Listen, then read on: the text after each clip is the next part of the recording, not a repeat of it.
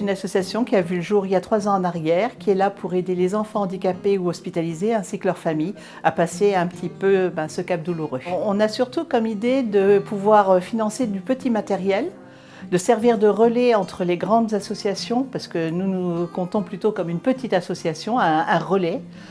Donc on est en train d'investir aussi dans des séances d'équithérapie. On est en train de voir aussi pour aider les parents qui veulent par exemple accompagner leurs enfants à l'hôpital, mais les frais d'hébergement coûtent assez cher, donc pouvoir accompagner également sur ce plan-là. Donc ce sont tous des petits budgets, mais qui ont quand même leur grande importance au niveau du budget familial. Dans mes yeux brille ce prix, mais surtout toutes les personnes que je vais pouvoir aider grâce à ce prix. Et ça, c'est le plus important pour moi. Alors le projet concernait l'achat d'une tablette pour qu'une jeune fille atteinte de la maladie de Rett puisse pouvoir communiquer avec son environnement.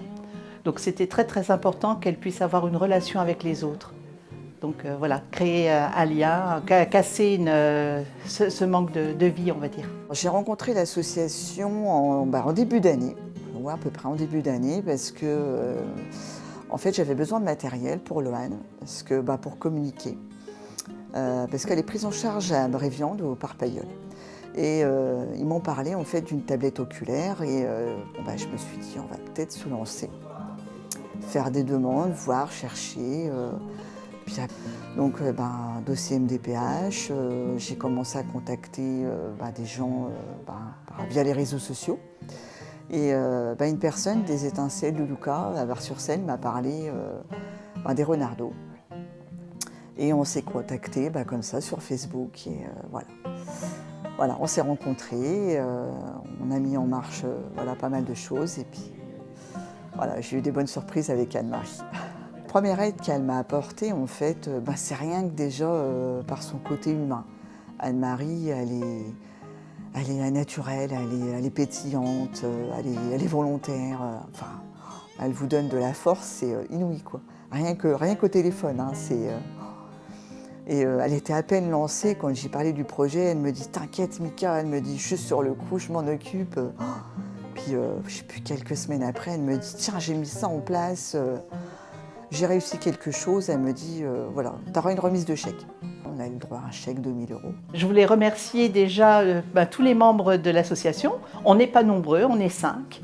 Mais j'ai une trésorière qui s'appelle Adeline Cornu. J'ai une trésorière adjointe qui s'appelle Estelle Thiebaud. On a un secrétaire qui est Guérin Stéphane, un secrétaire adjoint qui est Madame Vignier-Hélène.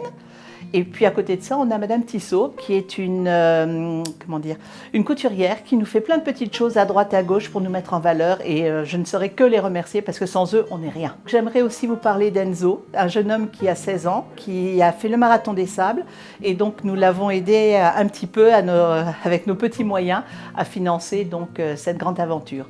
J'avais peur, nous avions peur, qu'à son retour, il se sente un peu délaissé. Donc on s'est dit, tiens, un enfant handicapé qui parle pour les autres enfants handicapés, rien de plus normal. On lui a demandé donc d'être le parrain de notre association.